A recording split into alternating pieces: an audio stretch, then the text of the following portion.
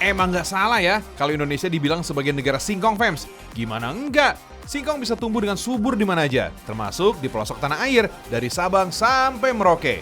Saking suburnya, ada 20 juta ton singkong yang dihasilkan dalam setahun loh, fams.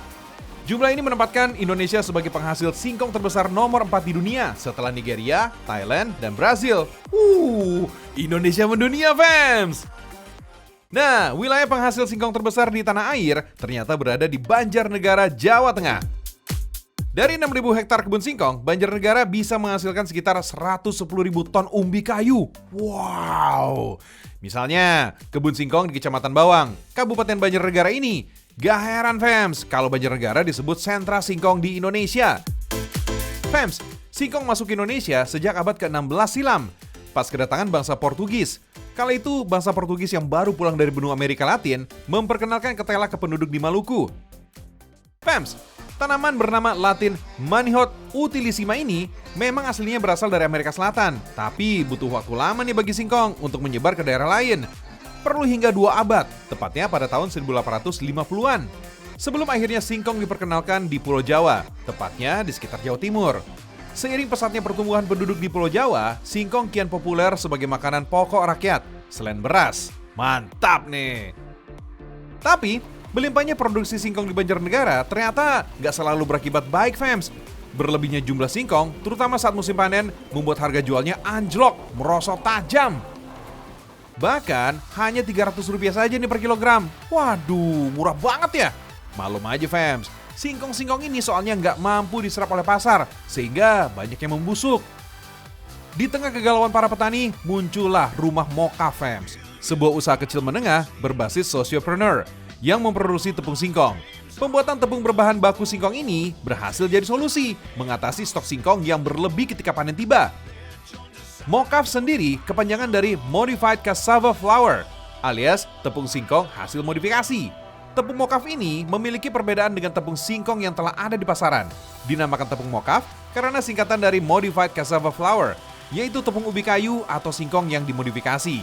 Tepung mokaf ini sudah dirintis sejak 2004 oleh peneliti dari Universitas Jember, fams. Kemudian tahun 2011 masuk nih uji coba konsumsi. Wah, hebat ya! Tepung mokaf dan tepung singkong ini berbeda loh. Kalau tepung singkong alias tepung tapioka bisa bikin makanan jadi kenyal.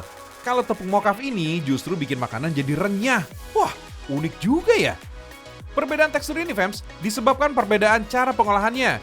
Kalau tepung tapioka, bagian singkong yang diolah jadi tepung, hanya air perasan dari daging singkongnya aja.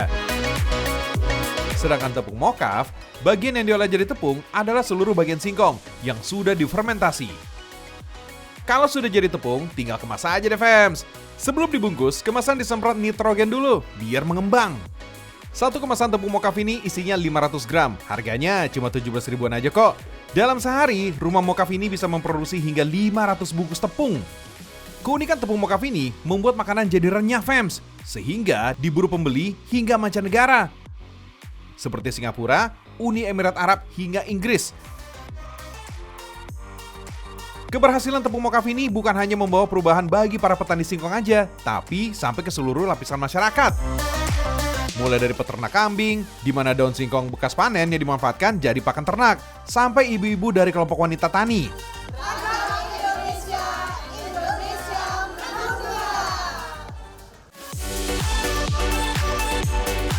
Gak cuma jadi idolanya orang Indonesia, singkong juga jadi menu diet favorit orang Amerika loh. Makanya, singkong asal Indonesia sampai dibekukan agar bisa dikirim ke negeri Paman Sam sana. Singkong ini dikupas dan dipotong dengan ukuran 6-10 cm. Karena singkong punya serat akar di bagian tengahnya, maka harus kita hilangkan dengan cara bor kayak gini. Jadi nggak perlu repot nih membuang serat akar ketika disantap. Lalu, masukkan singkong ke dalam mesin shake conveyor. Goyang terus! Cara ini membuat singkong-singkong tidak saling menempel, fams. Pembekuan singkong dilakukan di suhu minus 24 derajat Celcius. Jadi pembekuan ini bikin singkong jadi awet sampai 2 tahun dan bebas bakteri. Dulu, sebelum teknologi pembekuan ditemukan, nenek moyang kita sudah mengawetkan singkong dengan cara difermentasi, fams. Yep, singkongnya dibuat jadi peyem. Setelah singkong rebus mulai kering, waktunya melakukan fermentasi dengan tambahan ragi. Hasilnya nanti, singkong jadi mengembang dan matang.